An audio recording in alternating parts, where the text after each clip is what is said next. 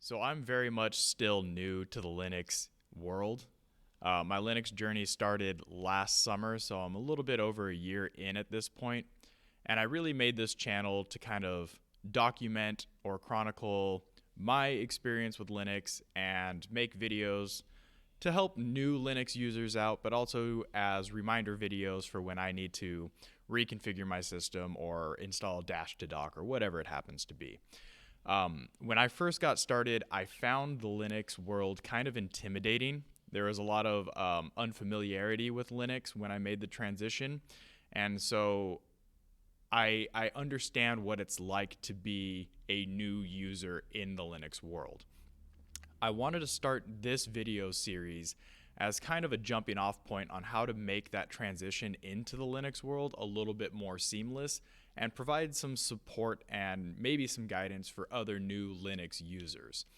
And so what I wish I would have been able to do is identify what type of Linux user I was at the start of my Linux journey so that I had kind of like this foundation on which to build to provide myself a little bit more support as I kept going.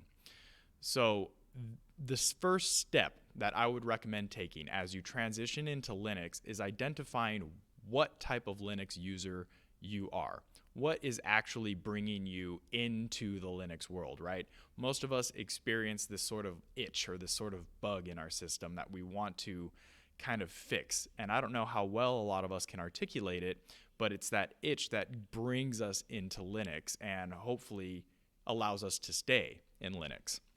From my perspective, and take it for what it's worth, there are really three types of Linux users at the beginning of the journey.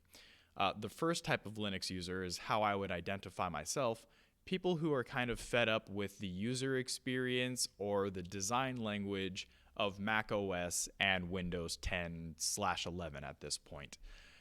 These types of users get involved in Linux because of the amount of customization it offers us in the user experience or in the design aesthetic of the system. So, when I first got started, I was just really unhappy with my experience in Windows 10.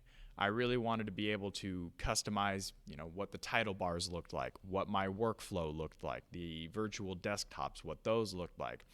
And after experimenting with the Hackintosh community and driving Mac OS on my laptop and Chrome OS in the version of Cloud Ready on my laptop, I eventually settled on Linux because it offered me the sort of customization I was looking to fulfill.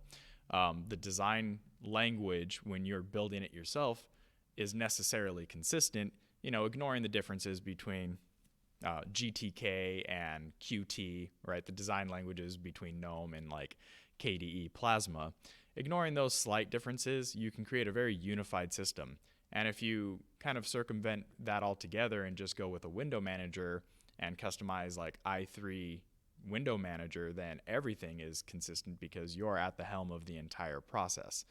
And so user number one are those type of people looking to rice their desktops, people looking to post screenshots of what they've done on Unix porn, and they're really kind of fundamentally focused on creating a beautiful desktop computing experience that especially aren't available on Mac OS or Windows.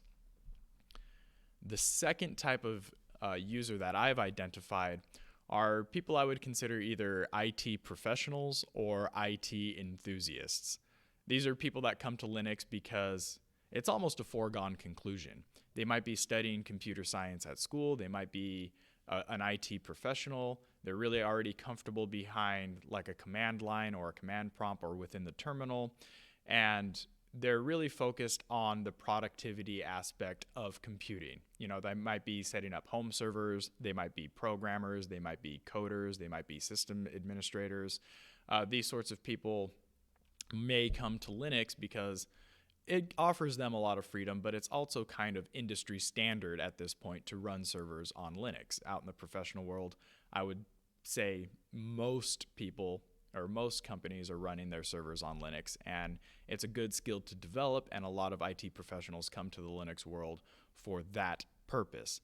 They're not super concerned necessarily with the desktop computing experience. I think that's secondary to what they can do within the kernel and the support that the kernel provides them on the back end of things.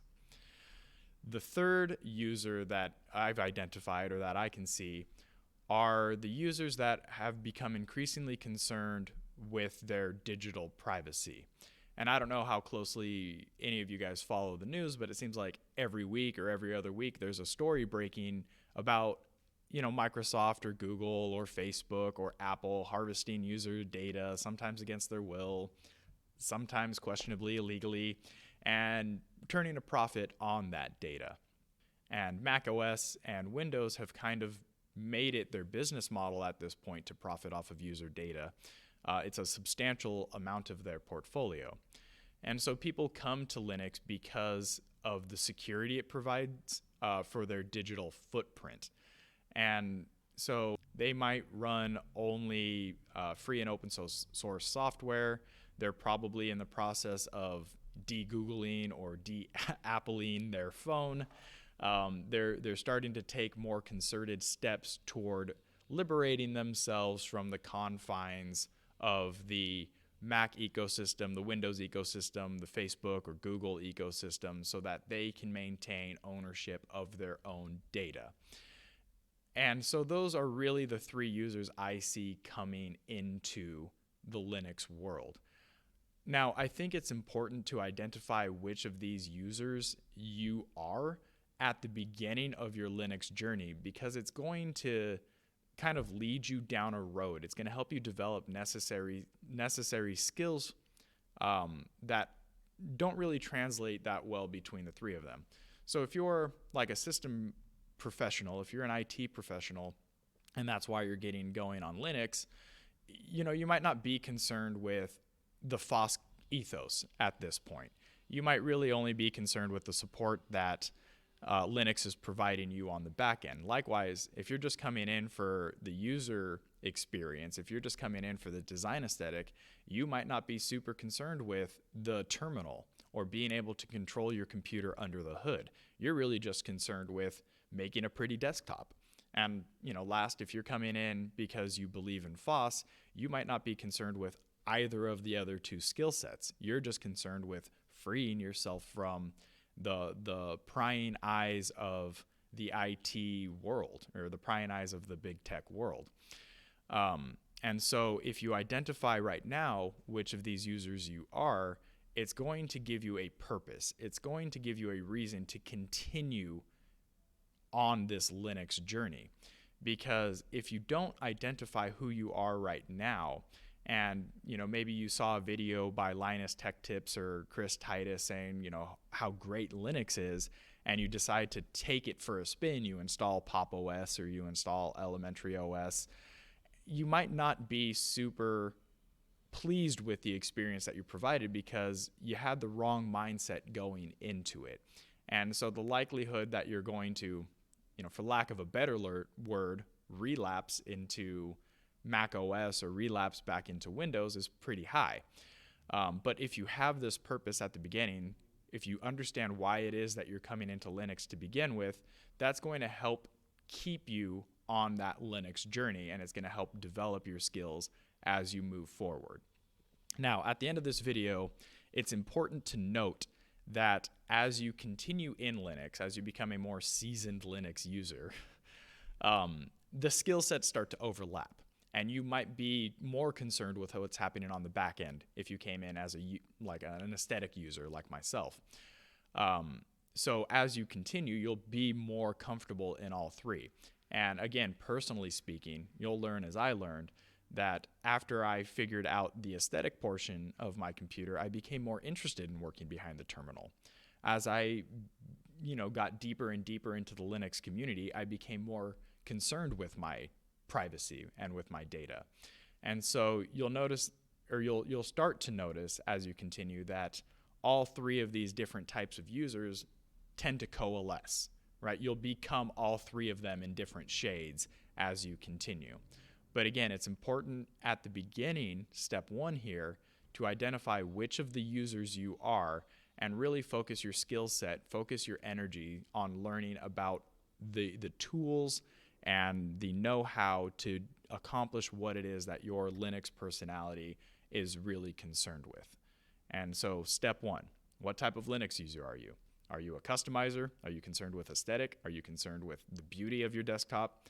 Are you a system professional, an IT professional, really concerned with back-end things? Or are you a FOSS person, free and open source software, trying to lock down your security, trying to lock down your data and safeguard your digital footprint? Those are the three. Let me know which of those three you identify with. And if you don't really identify with any of them, if you're like, well, I'm coming to Linux for reason X, let me know down in the comments. I'm really, really interested in the new user experience and the thoughts from new users in Linux, because I think that often goes overlooked in the community, and I really value that input. So let me know which one you guys are down in the comments.